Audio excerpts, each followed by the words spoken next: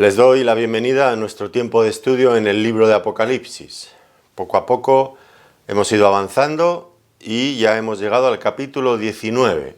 Y ahora reconozco que lo que tenemos por delante pues me gusta bastante más que el resto del contenido, no porque el resto no me guste, pero ahora ya empezamos a ver en primer lugar a nuestro Señor Jesucristo viniendo en gloria y toda la adoración celestial que surge en el cielo a raíz de este hecho.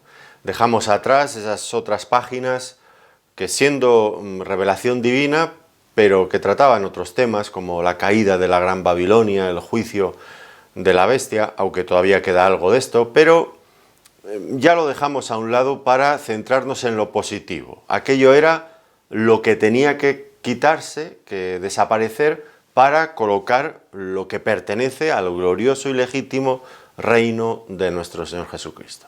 Bueno, pues tenemos por delante entonces pasajes ya muy hermosos y vamos a ir con la ayuda del Señor intentando desgranarlos poco a poco. Para comenzar vamos a hacer una lectura en el capítulo 19 de Apocalipsis y leeremos los 10 primeros versículos. Si me quieren acompañar en sus Biblias, Apocalipsis 19, versículo primero, que dice de esta manera: Después de esto oí una gran voz de gran multitud en el cielo que decía: Aleluya, salvación y honra y gloria y poder son del Señor Dios nuestro, porque sus juicios son verdaderos y justos, pues ha juzgado a la gran ramera que ha corrompido a la tierra con su fornicación, y ha vengado la sangre de sus siervos de la mano de ella. Otra vez dijeron: Aleluya, y el humo de ella sube por los siglos de los siglos. Y los 24 ancianos y los 4 seres vivientes se postraron en tierra y adoraron a Dios que estaba sentado en el trono, y decían: Amén, Aleluya. Y salió del trono una voz que decía: Alabad a nuestro Dios todos sus siervos, y los que le teméis, así pequeños como grandes. Y oí como la voz de una gran multitud, como el estruendo de muchas aguas, y como la voz de grandes truenos, que decía: Aleluya, porque el Señor nuestro Dios Todopoderoso reina. Gocémonos y alegrémonos, y démosle gloria, porque han llegado las bodas del Cordero, y su esposa se ha preparado. Y a ella se le ha concedido que se vista de lino fino, limpio y resplandeciente, porque el lino fino es las acciones justas de los santos. Y el ángel me dijo: Escribe: Bienaventurados los que son llamados a la cena de las bodas del Cordero. Y me dijo: Estas son palabras verdaderas de Dios. Yo me postré a sus pies para adorarle, y él me dijo: Mira, no lo hagas. Yo soy consiervo tuyo, y de tus hermanos que retienen el testimonio de Jesús. Adora a Dios, porque el testimonio de Jesús es el espíritu de la profecía. Bueno, como ven, un pasaje realmente hermoso. Recordarán que en nuestra sesión anterior pues tuvimos la ocasión de ver cómo se concluía el juicio sobre la Gran Babilonia, totalmente destrozada. Ahora la escena se traslada y nos lleva hasta el cielo, donde acabamos de leer que tiene lugar una grandísima, espectacular reunión de acción de gracias a Dios. Una adoración que surge del hecho de los juicios, como consecuencia de los juicios de Dios sobre Babilonia, ya consumados. Y los cielos enteros, por supuesto, se regocijan. Después de la condenación de ese orden impío y malvado que había instaurado la bestia en este mundo. ¿Y por qué se alegran? Bueno, se alegran fundamentalmente porque el siguiente paso que viene a continuación pues es dar lugar a un nuevo orden mundial donde nuestro Señor Jesucristo va a ocupar el lugar que legítimamente le corresponde como el soberano de todos los reyes de la tierra.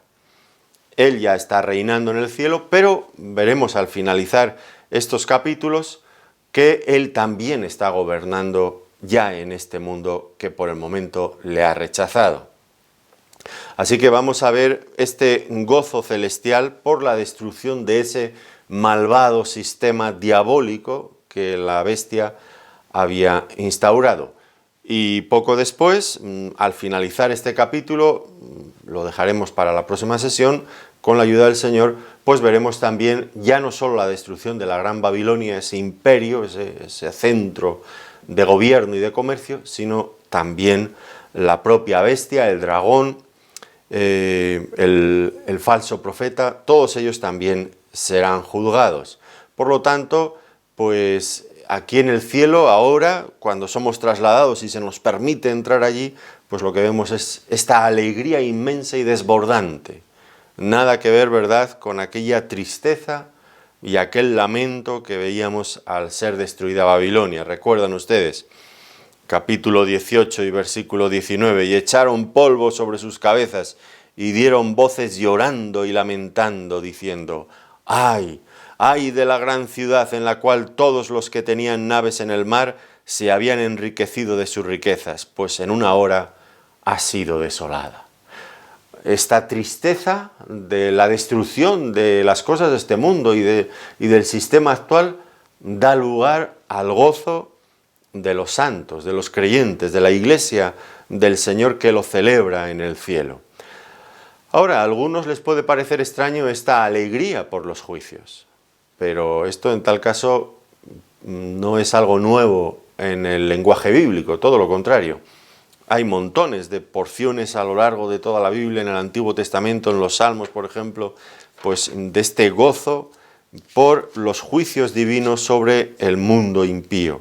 Dice el Salmo 58, versículos 10 y 11, «Se alegrará el justo cuando viere la venganza, sus pies lavará en la sangre del impío. Entonces dirá el hombre, ciertamente hay galardón para el justo, ciertamente hay Dios que juzga la tierra». Que juzga en la tierra. Un poco más adelante en el Salmo 96, la misma tónica, versículos 11 al 13. «Alégrense los cielos y gócese la tierra, brame el mar y su plenitud, regocíjese el campo y todos los que en él y todo lo que en él está. Entonces todos los árboles del bosque rebosarán de contento delante de Jehová que vino, porque vino a juzgar la tierra. Juzgará al mundo con justicia y a los pueblos con su verdad». Bueno, y así podríamos ir una tras otra citas en el Antiguo Testamento donde se celebran los juicios de Dios. Dios reina, y para reinar es imprescindible el juicio del pecado, el juicio de los impíos. Por eso hay alegría, porque anticipa, el juicio de Dios anticipa su gobierno, o viene acompañando su gobierno. Y esto es lo que el justo, el hombre, la mujer que ama a Dios, pues está deseando íntimamente en lo profundo de su corazón. Y tiene que ser así, porque Babilonia debe de ser juzgada. Babilonia, con todo lo que ya hemos visto que representa y que simboliza, tiene que ser juzgada porque era un foco de infección para el mundo, un foco de infección moral y espiritual para el mundo. Y tiene que ser juzgada también porque ha perseguido y ha dado muerte a los santos del Altísimo, a los cristianos. Es imprescindible ese juicio y es lógica, por lo tanto, la alegría de aquellos que aman al Señor, porque evidentemente pues las personas que se identifican con los valores de esta sociedad y de este mundo, pues probablemente van a manifestar la misma tristeza que ya vimos en el capítulo anterior cuando era destruida Babilonia. No van a compartir nuestro placer y nuestra alegría viendo los juicios de Dios para que el Señor venga a reinar a este mundo. Pero es claro que en el cielo lo que mueve a los seres celestiales, a todos los redimidos que ya están allí, pues es este deseo ardiente de ver a nuestro Dios también ocupando el lugar que legítimamente le corresponde aquí y que por el momento ha sido usurpado por la bestia y por todo su falso sistema de religión idolátrica. Bueno, vamos a ir viendo algunos detalles en los versículos. Lo primero que vemos, como ya he anticipado, pues son las multitudes celestiales que adoran a Dios por sus juicios. Versículos 1 al 4. Aquí no se nos dice con exactitud quiénes forman parte de esta gran multitud que nos es presentada aquí. Después de esto oí una gran voz de gran multitud en el cielo. No se nos dice con exactitud quiénes son, pero lo que queda claro es que forman un majestuoso coro increíble que elevan sus voces con fuerza adorando a Dios, con convicción, con ilusión, no con esa desgana que algunas veces cantamos nuestros himnos en la iglesia, no, con ese fervor, con esa alegría por lo que están diciendo. Responden de alguna manera a la exhortación que también vimos en el capítulo anterior, en el capítulo 18, versículo 20, alégrate sobre ella, cielo, y vosotros, santos apóstoles y profetas, porque Dios os ha hecho justicia en ella. Y ahora encontramos la respuesta a esa exhortación precisamente aquí, a continuación, en el principio del capítulo 19. ¿Cuál es la respuesta? Pues ellos dicen, aleluya, salvación y gloria y poder son del Señor Dios nuestro. Aleluya, que ustedes ya saben que es una palabra hebrea que significa alabad a Had, o lo que es lo mismo, alabad a Jehová. Y es curioso que aunque en el Antiguo Testamento aparece bastantes veces este término, en el Nuevo Testamento solamente aparece 4 veces. Y las 4 veces están en este capítulo. Alabad a Jehová. Esta es la idea. ¿Y por qué? Bueno, pues se atribuye este cántico a Dios de adoración porque a Él le pertenecen la salvación, la gloria y el poder.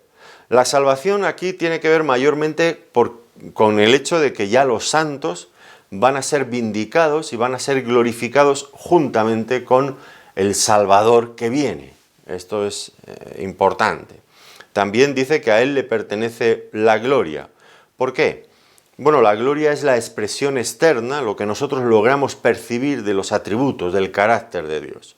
Y estos juicios manifiestan mucho acerca de cómo es Dios, de su justicia, de su santidad. Son cosas que forman parte del carácter de nuestro Dios y por las que debemos también adorarle. Y también dice el poder, porque estos juicios también evidencian su poder. Él es el Todopoderoso y ante nuestro Dios, la bestia, el dragón, todas las fuerzas unidas de las naciones no pueden nada, absolutamente nada contra ellos. Y nosotros debemos de pensar también en estos atributos de Dios y esto debe de movernos y de orientarnos, de darnos temas para adorar también a nuestro Dios, adorarle por estas mismas cosas. No perdamos de vista tampoco el hecho de que la razón por la que rinden esta alabanza es porque sus juicios son verdaderos y justos.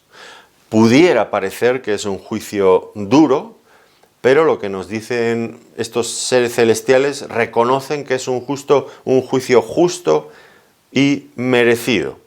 Recordemos, como hemos dicho, los 2 grandes crímenes de Babilonia y de todo este sistema. Dice, pues ha juzgado a la gran ramera que ha corrompido a la tierra con su fornicación y ha vengado la sangre de sus siervos de la mano de ella. Babilonia hizo pecar a otros y persiguió a todos aquellos creyentes que se opusieron a su régimen nefasto y malvado. Cualquiera que desaprobara su actitud o sus desenfrenos, automáticamente iba a ser muerto en aquella gran Babilonia. Ahora los juicios han llegado y son justos, merecidos. Por lo tanto, la alegría era tan grande que nuevamente vuelven a decir aleluya, nuestro segundo aleluya. Y dice, y el humo de ella, versículo 3, sube por los siglos de los siglos. Y esto ya nos da a entender algo muy serio, y es que este juicio no es un juicio temporal. Los efectos de este juicio son permanentes, son eternos. El humo de ella sube por los siglos de los siglos. Algo que está en consonancia con lo que ya había anunciado el mismo Señor Jesucristo. Recuerdan en Marcos capítulo 9, versículo 48, donde el gusano de ellos no muere y el fuego nunca se apaga.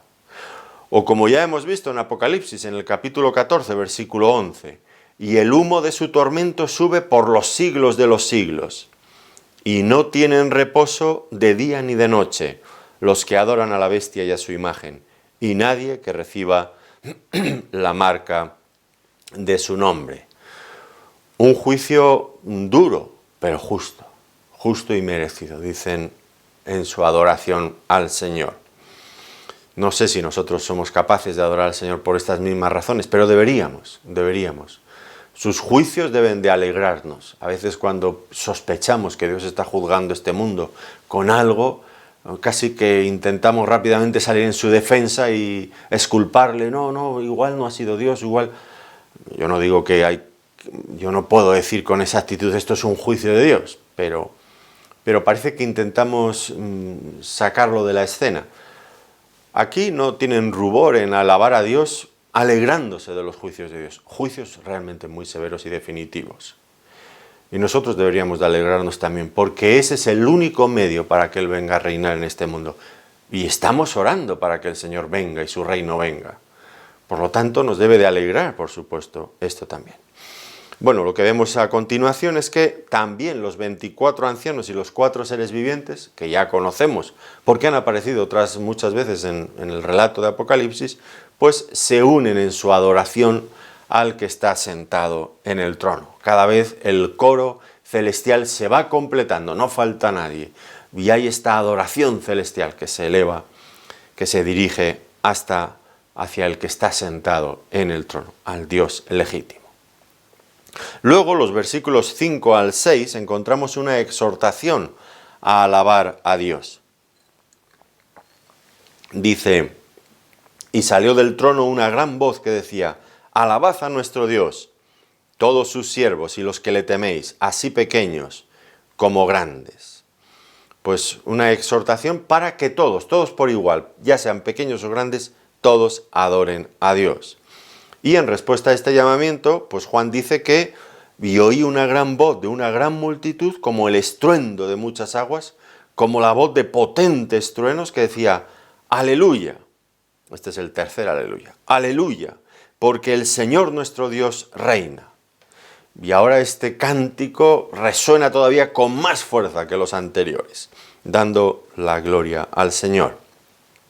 Y aquí ya no es tanto, fíjense, noten bien cuál es la razón en esta ocasión de la adoración. Ya no tiene que ver tanto con el juicio ejecutado sobre Babilonia, sino sobre la otra parte, la que les vengo diciendo. Y es que, como dicen aquí, nuestro Dios reina. Es imprescindible el juicio sobre Babilonia para que Dios establezca su reino aquí. Ambos no pueden convivir, eso es evidente. Así que ahora la razón de la adoración es nuestro Dios reina. Esto es verdad que pues todavía no es un hecho consumado en el relato de Apocalipsis. Vamos a tener que esperar un poco más, pero ya muy poquito, tranquilo. Va a ser la próxima sesión. O la siguiente, pero ya es inminente. La próxima sesión ya vamos a ver al Señor viniendo. Pero aunque todavía no sea un hecho consumado, pues da lo mismo, porque en realidad es el Dios Todopoderoso. Nada ni nadie puede impedir sus planes. Y aunque no se haya materializado todavía, pues aquí tenemos este cántico, aleluya, porque el Señor nuestro Dios Todopoderoso reina. Otra vez más, ¿verdad? En el versículo 6. Pues es maravilloso. Puede que todavía no sea un hecho consumado, pero llena ya de alegría todo el corazón y la alabanza de aquellos seres celestiales. Y debería de llenar también el nuestro, ¿no es cierto? Porque nosotros confiamos en el mismo Dios y en la misma palabra. Alguien que lo aprendió muy bien, que contra el Dios Todopoderoso no se puede luchar y que Él cumple su palabra y lleva a cabo sus propósitos, fue Nabucodonosor. Nabucodonosor, que fue un gobernante extraordinario desde el punto de vista humano, no hablo desde el punto de vista espiritual, ahí tuvo sus altos y bajos, ¿no? Pero como rey, como soberano de los reyes de esta tierra, fue alguien grande, muy grande. Sin embargo, ¿qué dijo él? En Daniel capítulo 4, versículo 35, después, lo que tuvo que aprender después de 7 años viviendo con las bestias. Dice, todos los habitantes de la tierra son considerados como nada, y él, se refiere a Dios, hace según su voluntad en el ejército de los cielos y en los habitantes de la tierra, y no hay quien detenga su mano y le diga, ¿qué haces? Ese es nuestro Dios. Nabucodonosor, que gobernaba sobre hombres, sobre bestias, sobre naciones, él mismo reconocía la grandeza de este Dios todopoderoso.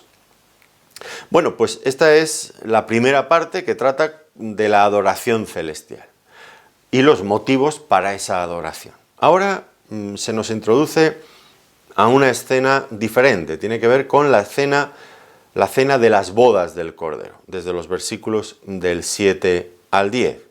Y aquí se va a destacar sobre todo el triunfo de los siervos de Dios mediante el simbolismo de una boda celestial.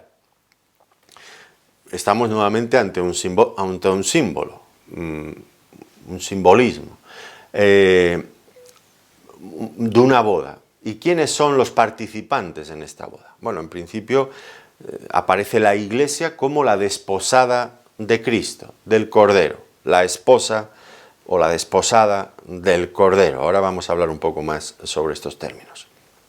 Y esto pues no es la primera vez que se utiliza este lenguaje figurado para referirse a la relación del pueblo de Dios con su Dios. En el Antiguo Testamento aparece con frecuencia esta misma figura, Israel, en ese momento, el pueblo de Dios, bajo la figura de la esposa de Dios, una esposa con bastante frecuencia muy infiel, muy deshonesta. En el Nuevo Testamento la figura sigue siendo la misma, pero hay un cambio, ya no es Israel, sino que ahora es la Iglesia, la esposa de Cristo. Y esta ilustración se utiliza muchas veces porque recoge bien el tipo de relación que Dios quiere tener con su pueblo. Por eso se utiliza, ya digo, tanto en el Antiguo como en el Nuevo Testamento de manera habitual. Claro, cuando hablamos de la relación que el esposo quiere tener con la esposa, hablamos de una relación normal o ideal. Digo esto porque tal vez me escuchan personas pues, que tienen problemas dentro de sus matrimonios y quizás hasta desgraciadamente, y esto ocurre, qué duda cabe, pues el matrimonio no es lo que Dios había ideado en el principio, sino que puede ser un verdadero campo de batalla y un tormento a veces, ¿no? Y estas cosas que voy a decir no reflejen la propia experiencia de algunas personas, pero hablo desde la perspectiva ideal de cómo Dios creó el matrimonio y cómo Dios quiere tener esa relación con la Iglesia. Y en ese sentido, si lo entendemos bien, pues es realmente hermoso, ¿no? Porque el matrimonio nos habla del intenso amor entre los dos cónyuges. Hay amor, de la intimidad, una intimidad indisoluble, una intimidad como no se conoce en otros ámbitos, de tal manera que el libro de Génesis, al comienzo, cuando se instituye el matrimonio, dice, y los dos serán una sola carne, ya no son más dos, son uno solo. Es decir, el grado de unión es tal que dos llegan a ser uno. Y esto es lo que Dios desea hacer con su Iglesia. Allí quiere llegar a ese punto de intimidad. Y estamos a punto de ver qué va a ocurrir. El matrimonio nos habla del gozo, de la alegría de amar y de ser amados también. El matrimonio tal como lo concibe Dios, pues nos habla de la fidelidad entre los cónyuges. Y esto es tan hermoso, estos conceptos de amor, de fidelidad, de unidad, de gozo, en el fondo de nuestro ser es lo que anhelamos, es lo que queremos siempre. Y esto ahora se va a conseguir ya definitivamente, ya sin sombras, porque ahora tenemos esa misma experiencia en muchos sentidos, pero siempre sobrevuela la sombra de nuestro pecado y de nuestra vieja naturaleza. Pero ya en este momento será algo definitivo, algo pleno. Entraremos al gozo de nuestro Dios de esa manera total y absoluta. Ahora, tal vez debamos de explicar algunos detalles en cuanto a lo que era, a cómo se desarrollaba una boda en el mundo bíblico, en el mundo antiguo, que no tiene, hay diferencias con lo que ocurre en nuestro mundo moderno.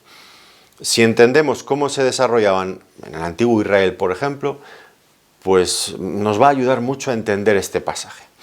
Entonces, se dividía en tres partes importantes. La primera parte, en primer lugar, se llevaría a cabo el desposorio o compromiso. Y eso no lo harían como ocurre ahora en nuestro tiempo, que los jóvenes, el chico y la chica, pues se enrollan, que decimos aquí, oye, tú me gustas, vale, pues empiezan y luego deciden que se casan. Esto no era así. El noviazgo, tal como lo entendemos nosotros en el mundo moderno, eso no existía en el mundo bíblico. En el mundo bíblico era bastante diferente. Aquí los jóvenes no tienen normalmente en cuenta a los padres, y allí lo que ocurría era que los padres tomaban las decisiones sobre este punto, y me imagino que algunas veces podían ser tomados en cuenta los jóvenes, pero muchas veces seguramente no. Entonces este desposorio, este compromiso se llevaba a cabo entre los padres de ambos cónyuges, y muy probablemente cuando todavía eran niños. En ese momento, pues se pagaba la dote acordada, es decir, se formalizaba el matrimonio en cierto nivel, a nivel del compromiso. Diríamos entonces que estaban desposados. Recuerdan un caso, el más conocido de todos, sin lugar a dudas, pues de María, de José. María quedó embarazada y estaba desposada. Estaba en esta etapa, cuando todavía, hasta cuando solamente se había llevado a cabo este compromiso. Luego vendrían otras fases posteriormente. La segunda fase, que también era muy importante, era después, la mayoría de las veces de bastantes años, porque si el desposorio, el compromiso, se llevaba a cabo cuando todavía eran niños, pues tendrían que esperar hasta llegar a una edad adulta, mínimamente adulta, para materializarse el matrimonio. Bueno, pues después de ese tiempo, de esos años, el periodo que sea, pues el novio se vestía de sus mejores galas y, acompañado de sus amigos, iba a casa de la novia, que estaría allí con sus damas, a recogerla y a llevarla a la casa del novio, a su casa, donde luego pues tendría lugar la tercera parte de la boda, que sería la ceremonia. Esa ceremonia pues es donde se intercambiaban los votos, y después de esa ceremonia seguiría una comida que, dependiendo de la capacidad económica de los contrayentes, pues podría ser una comida de hasta 7 días o más, y después de esa comida se consumaría ya finalmente el matrimonio. Así que era entonces, después de todo eso, cuando se consumaba el matrimonio.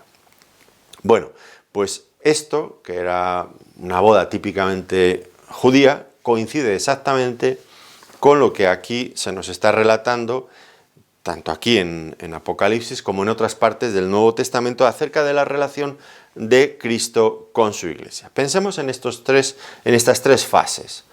La primera fase, el desposorio o el contrato, podríamos decir que guarda una relación muy estrecha con el momento cuando Cristo compró a su Iglesia por medio de su muerte en la cruz.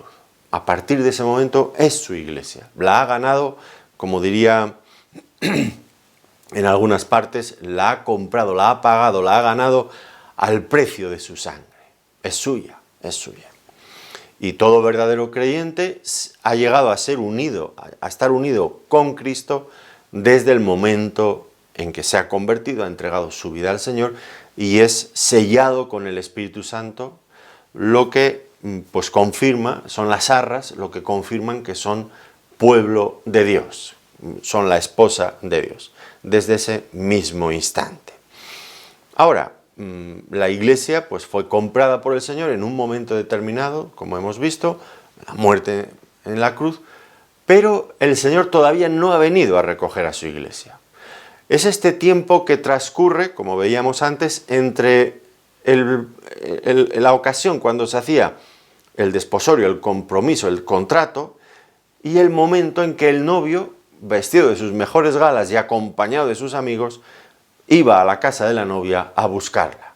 Y ese tiempo, ese espacio, es en el que vivimos ahora mismo. Y pienso que va a ser ya por poco tiempo, afortunadamente. Estamos esperando que el Señor venga a por su iglesia. Y entiendo que eso va a ocurrir en el arrebatamiento. El esposo viniendo con sus ángeles, como diría en Tesalonicenses, viniendo a buscar a su iglesia. Su iglesia le está esperando y quiere llevarla a casa, para ser llevada a la casa del novio. ¿Cuál es la casa del novio?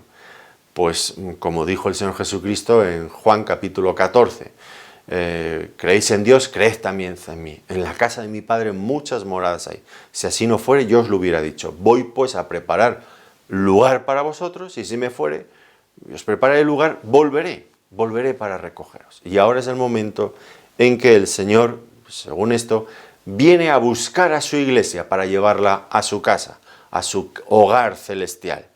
¿Y qué ocurrirá allí?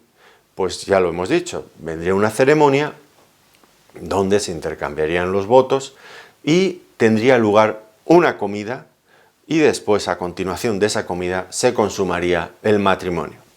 Ahora, aquí la comida, que es presentada como una cena, la cena de las bodas del Cordero, pues no van a durar una semana ni van a durar un mes, van a durar toda la eternidad. Estaremos con el Señor disfrutando de todo eso que hace un momento estaba mencionando, de esta unión íntima entre el esposo y la esposa. Algo realmente maravilloso, será algo muy hermoso. Por lo tanto, pues esta es la escena que se nos presenta aquí. Veamos entonces los detalles. Versículo 7, gocémonos y alegrémonos y démosle gloria, porque han llegado las bodas del Cordero y su esposa se ha preparado, y a ella se le ha concedido que se vista de lino fino, limpio y resplandeciente, porque el lino fino es las acciones justas de los santos. Bueno, ya digo, aquí lo que se ve con claridad es esa última etapa de la boda, la ceremonia, la comida, el banquete nupcial, y ya la unión del esposo y la esposa. Y aquí comienza todo esto con una exhortación a la adoración. Gocémonos y alegrémonos y démosle gloria. La razón, porque han llegado las bodas del Cordero. El momento tan largamente esperado ha llegado. Y la Iglesia, a partir de este punto, ya siempre estará con el Señor, con aquel que tanto la ha amado. Será algo maravilloso. Ahora, veamos algunos detalles que son interesantes. Dice, por una parte, su esposa se ha preparado. Esto cualquier joven novia que esté esperando para casarse, pues creo que entenderá bien todo esto. Su esposa se ha preparado. Aquí no tiene tanto que ver con el hecho que vemos en otras partes de la Escritura, que Cristo la lavó con su sangre para presentársela a sí mismo como una esposa santa, limpia, sin mancha, como diría en Efesios capítulo 5, versículos 25 y 27. Aquí no se trata tanto de lo que Cristo ha hecho por ella, sino de lo que ella misma, la esposa, está haciendo para prepararse para ese momento. Es esa novia que planifica cada detalle de la boda, que está aguardando, que quiere que todo esté listo y perfecto para ese día glorioso cuando se una al esposo. Buscará el vestido más hermoso, más lindo, irá a la peluquería, bueno, tantas y tantas cosas, engalanándose para aparecer como una esposa radiante ante el esposo, cuando el esposo venga a buscarle. Y este es un tiempo en que la iglesia del Señor hoy en día, pues debemos de estar ocupándonos precisamente en esto. Se ha preparado para la venida del esposo. Se ha ataviado de una forma digna de una manera que el esposo la encuentre bella, que se goce en encontrarse con la esposa, una esposa bien preparada, que agrade al esposo. Pero luego, por otro lado, pues la segunda parte de la verdad, no menos importante, por supuesto, tiene que ver con el otro hecho, con que la hermosura que manifiesta la esposa, dice, se le ha concedido. Lo hemos leído también, ¿no? Se le ha concedido que se vista de lino fino, limpio y resplandeciente. Se le ha concedido. De alguna manera ya no es tanto lo que ella ha conseguido por sí misma, por sus deseos de agradar al esposo, sino lo que se le ha concedido. Y es que hay aquí estas dos vertientes de la verdad. Por un lado, está claro que hay cierta responsabilidad en el hombre, en el ser humano, en los creyentes, de prepararnos para ese momento. Pero por otro lado vemos la otra parte de la verdad, que nada de lo que nosotros hagamos podrá ser agradable a Dios, a no ser de que Él nos lo conceda, nos lo dé, por su gracia, por su amor. Y estas son las dos verdades que hay aquí. Pero tal vez, por supuesto, Dios no va a incumplir su parte. Y Él nos va a dar a la Iglesia todo lo que necesite para parecer bella y hermosa en ese día. La cuestión es si la Iglesia, nosotros como creyentes individuales, como iglesias locales, la Iglesia universal se está preparando de esa manera para el Señor, para que aparezca aquel día como vestida de lino fino, limpio y resplandeciente. Una esposa, notemos aquí, lino fino, limpio y resplandeciente. Sencilla, pero muy hermosa.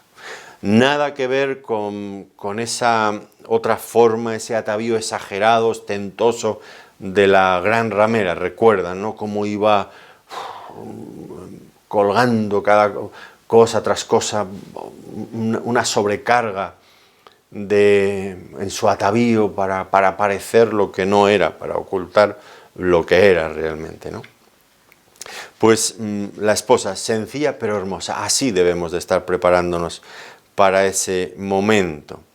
Porque notemos que la procedencia de este vestido nupcial son las acciones justas de los santos. Es decir, todo aquello que sí, que nos lo concede el Señor, porque por nosotros mismos, pero el Señor pone a nuestra disposición muchas cosas, pero las queremos o no las queremos, hacemos uso de ellas o no. Pues si hacemos uso, si nos vestimos de todo lo que Él nos ha concedido y nos ha preparado, evidentemente eso nos acompañará en la gloria. Eso sí, otras cosas no. Solamente aquello que hemos edificado en cuanto a nuestro carácter para parecernos más a Cristo. Aquello que hemos sembrado en el Espíritu lo recogeremos cuando lleguemos a la gloria con el Señor. Y entonces todo eso constituirá ese vestido hermoso que nos acompañará por toda la eternidad. No perdamos estas oportunidades de presentarnos delante del Señor de una forma digna.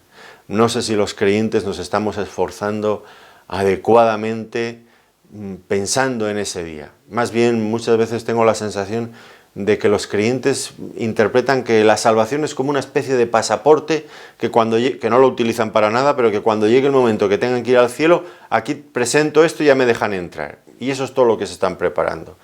Y no tiene nada que ver con eso. La salvación es una forma de vida que nos prepara ahora y que nos acompañará después durante toda la eternidad. Es ahora cuando sembramos lo que más tarde vamos a recoger, como nos dijo el Señor en tantas ocasiones. Así que hay una exhortación que no debemos pasar por alto. Prepararnos y vivir de tal manera que cuando llegue ese momento estemos listos, parezcamos una esposa realmente hermosa, digna de un esposo tan grande, tan maravilloso como es nuestro Señor Jesucristo. Ese será sin duda un momento maravilloso. Dice el versículo 9, y el ángel me dijo, escribe, bienaventurados son los llamados a la cena de las bodas del Cordero. Y me dijo, estas son palabras verdaderas de Dios. ¿Quiénes son los bienaventurados? ¿Quiénes son los llamados a las bodas del Cordero? Pues entiendo que aquí se refiere a los miembros de la Iglesia, aquellos que tienen el Espíritu Santo, que son creyentes auténticos, no los religiosos nominales de la enorme cristiandad de este mundo, no. Va a haber muchos que van a llevarse quizás ciertas sorpresas, aunque pienso que en el fondo de su corazón ya lo saben, pero el Señor Jesucristo le dijo a Nicodemo, aquel religioso principal del judaísmo al que los judíos llamaban maestro de Israel, a Nicodemo, le dijo, os es necesario nacer de nuevo si queréis ver el reino de Dios. Solamente los que han nacido de nuevo, no solamente los que son evangélicos, o son católicos, o son adventistas, o son lo que sea, no. Los que han nacido de nuevo, ese es el requisito auténtico que el Señor Jesucristo puso. Claro, ¿cómo se nace de nuevo? Bueno, allí en el contexto creo que queda claro que tiene que ver con el arrepentimiento y la fe, pero bueno, eso es otro tema que ya desarrollamos en otro estudio. Pero importante todo esto. Esos son los llamados, los bienaventurados. Han sido llamados, han obedecido a ese llamamiento. Y es un gran honor, es un honor increíble ser llamados a las bodas del Cordero. Le aseguro que no hay ninguna otra boda en la que usted disfrutaría tanto, y además por tanto tiempo, como las bodas del Cordero. Pero, y aquí está la gran paradoja, Dios invita a este banquete nupcial a todos. ¿Recuerdan ustedes la parábola de la fiesta de las bodas en el capítulo 22 de Mateo, versículos 1 al 14? El Señor mandando a sus siervos a llamar a todos al banquete, y uno detrás de otro. Yo no puedo ir, yo no voy, a mí no me viene bien, yo no quiero. Otra vez los vuelve a llamar a más. Y finalmente son muy pocos los que quieren ir, muy pocos. Es paradójico. Algo tan hermoso, tan excepcional, tan único, y que el ser humano rechace una invitación de ese tipo. Es inaudito, increíble. Muy pocos quisieron ir, pero los que fueron bienaventurados, son bienaventurados. Ahora, es una verdad desde la perspectiva de Juan, que sí que era un creyente auténtico, pues desde su perspectiva, esto es algo tan increíble que quizás hasta le resultaba inverosímil, difícil de creer. Tal vez por esa misma razón, pues se agrega este énfasis ahora de forma muy solemne que viene a continuación. Estas son palabras verdaderas de Dios, que acabamos de leer. Estas son palabras verdaderas de Dios, versículo 9. Quizás le costaba creérsela a Juan. Yo podré estar en la fiesta de bodas del Cordero. Yo podré verle y disfrutar de la comunión con él. Pues dice, sí, pero es tan increíble que quizás fue necesario volver a repetirlo de esta manera tan contundente. Una promesa que sirve también para animarnos a nosotros, que por el momento pues tal vez pasamos por periodos de sufrimiento, de persecución, de incomprensión, por causa de nuestra fe, difíciles, momentos difíciles. Pero estas palabras son verdaderas. Un día, usted y yo, si somos creyentes, estaremos también allí. La palabra de Dios es fiable, por supuesto que lo es. No hay nada más seguro que la palabra de Dios en este mundo. Bueno, y por último, en nuestro pasaje hoy, versículo 10, pues nos encontramos a Juan haciendo una cosa muy extraña. Intenta adorar al mensajero que tenía allí. Dice, yo me postré a sus pies para adorarle. Y él me dijo, mira, no lo hagas. Yo soy consiervo tuyo y de tus hermanos que retienen el testimonio de Jesús. Adora a Dios, porque el testimonio de Jesús es el espíritu de la profecía. Bueno, me imagino que Juan estaba tan maravillado con todo lo que estaba escuchando que perdió la noción de las cosas, por decirlo de alguna manera. Y cayó maravillado a los pies de aquel mensajero celestial que le traía aquellas aquellas noticias. Y cae a sus pies con la intención de adorarle. Y ahora, pues el ángel, que es completamente honesto, le dice, mira, no lo hagas, yo soy consiervo tuyo. El anuncio de las bodas del Cordero, la promesa de la invitación de la iglesia, de los creyentes a estar allí. Juan no cabía dentro de su asombro y se pone intenta adorar a este ángel. Pero como digo, es un ángel honesto. Nada que ver con el gran dragón, la bestia, que son también de alguna forma seres espirituales caídos, rebelados contra Dios, que exigen para sí mismos adoración. Recuerda, ¿no? La bestia que levanta aquella imagen y todo el mundo tiene que adorar su imagen. Y el que no adore, muerto. Aquí no, este ángel es mucho más honesto, es totalmente honesto. No. Solamente Dios es digno de ser adorado. Yo no soy digno. Aquí notamos la diferencia, ¿verdad? El contraste entre los falsos ángeles y aquellos que predican mentiras y el verdadero Dios y los verdaderos siervos de nuestro Dios. La adoración solamente debe de ser dada a Dios, dice el ángel. Hay de aquellos, me acuerdo yo cuando en mi tiempo que era católico, los de la adoración nocturna a María. Cuidado, que María, la Virgen María, la Santa Virgen María les diría, adora a Dios y a mí déjame en paz. Esto estoy convencidísimo que lo diría. Igual que lo dijo este ángel, adora a Dios, no a mí. Yo soy un mensajero, soy un instrumento. Yo no soy nadie. Dios es el único digno de ser adorado. Cuidado con lo que hacemos y delante de quién nos inclinamos y a quién rendimos nuestra pleitesía. Cuidado, esto es muy serio, es muy serio. Ahora, ¿cómo adorar correctamente a Dios? Pues precisamente este pasaje nos da algunas claves, interesantes por cierto. Dice algo que puede resultar un poco enigmático, pero que no lo es. Dice, yo soy de tus hermanos que retienen el testimonio de Jesús. Adora a Dios porque el testimonio de Jesús es el espíritu de la profecía. El testimonio de Jesús es el espíritu de la profecía. ¿Qué quiere decir esto? Bueno, pues quiere decir que toda la palabra profética de Dios, y toda palabra de Dios, sin excepción, apunta, señala inequívocamente en una dirección. ¿Qué dirección? Jesús, nuestro Señor, nuestro glorioso Señor Jesucristo. Él es el punto central de la palabra de Dios. Y dice, Él es el espíritu de la profecía. Para entender bien la profecía hay que entender quién es Jesús. Hay que conocer a nuestro Señor Jesucristo.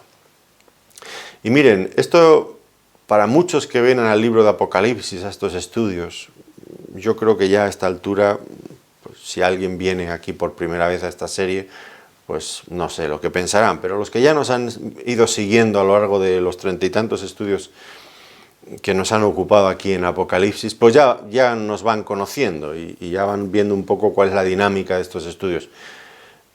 Y dejamos insatisfechos a algunas personas, yo lo reconozco y lo sé, pero no me preocupa tampoco mucho. ¿A qué personas dejamos insatisfechos? Bueno, pues aquellos que vienen a Apocalipsis, movidos por la curiosidad de cada símbolo, de cada cosa, y porque les gusta hacer cábalas, pues tal cosa es tal acontecimiento que está pasando en tal lado y tal otro es tal personaje.